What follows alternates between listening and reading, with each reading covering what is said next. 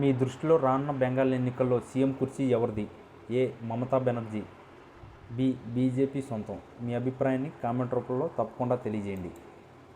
రాజధాని అమరావతి భవిష్యత్తుపై గత కొంతకాలంగా సాగుతున్న చర్చలు మాజీ ఇంటెలిజెన్స్ చీఫ్ ఏబీ వెంకటేశ్వరరావు చేసిన తాజా వ్యాఖ్యలతో మరోసారి రాజకీయ దుమారాన్ని రేపాయి. అమరావతి అభివృద్ధి విషయంలో అటు కేంద్ర ప్రభుత్వం, ఇటు రాష్ట్ర ప్రభుత్వం అనుసరిస్తున్న తీరుపై ఆయన ఘాటైన విమర్శలు సంధించారు.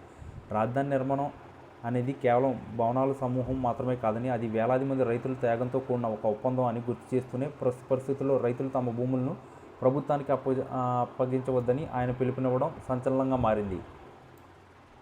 ప్రభుత్వం రెండో విడత భూసేకరణ లేదా భూ సమీకరణ దిశగా అడుగులు వేస్తున్న నేపథ్యంలో ఏబీ వెంకటేశ్వరరావు చేసిన ఈ వ్యాఖ్యలు ప్రాధాన్యత సంతరించుకున్నాయి.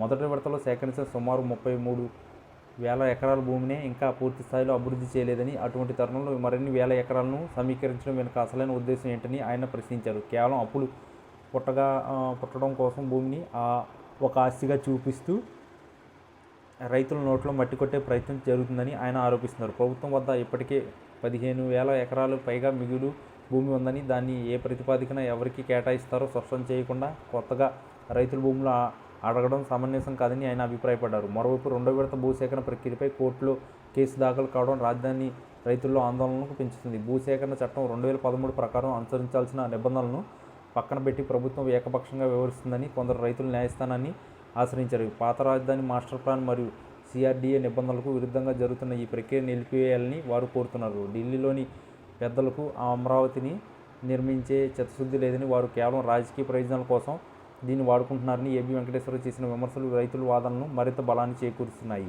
అమరావతి రైతులు గత 5 ఏళ్లుగా ఎన్నో ఆందోళనలు ఎదుర్కొని మళ్ళీ ఇప్పుడిప్పుడే అభివృద్ధి జరుగుతుందని ఆశపడుతున్న తరుణంలో ఈ కొత్త వివాదాలు తెరపైకి రావడం గమనార్హం. ప్రభుత్వం ఇచ్చే టీడీఆర్ బాండ్ల విషయంలో కూడా స్పష్టత లేదని, పారదర్శకత లోపించిందని రైతు ప్రతినిధులు వాపోతున్నారు. రాజధాని నిర్మాణం కోసం ఒకనాడు స్వచ్ఛందంగా భూములు ఇచ్చిన రైతులు ఇప్పుడు రెండో విడత సేకరణకు అడ్డు చెప్పడం వెనుక భవిష్యత్తుపై నెలకొన్న అభద్రతా భావమే ప్రధాన కారణమని తెలుస్తుంది. ఏబీ వెంకటేశ్వరరావు వంటి మాజీ ఉన్నతాధికారి ఈ స్థాయిలో ప్రభుత్వాలు హెచ్చరించడం మరియు భూములు ఇవ్వద్దని నేరుగా చెప్పడం ఆంధ్రప్రదేశ్ రాజకీయాల్లో హాట్ టాపిక్గా మారింది. ఈ పరిణామం అమరావతి భవిష్యత్తుని ఏ తీరానికి చేరుతాయో వేచి చూడాలి.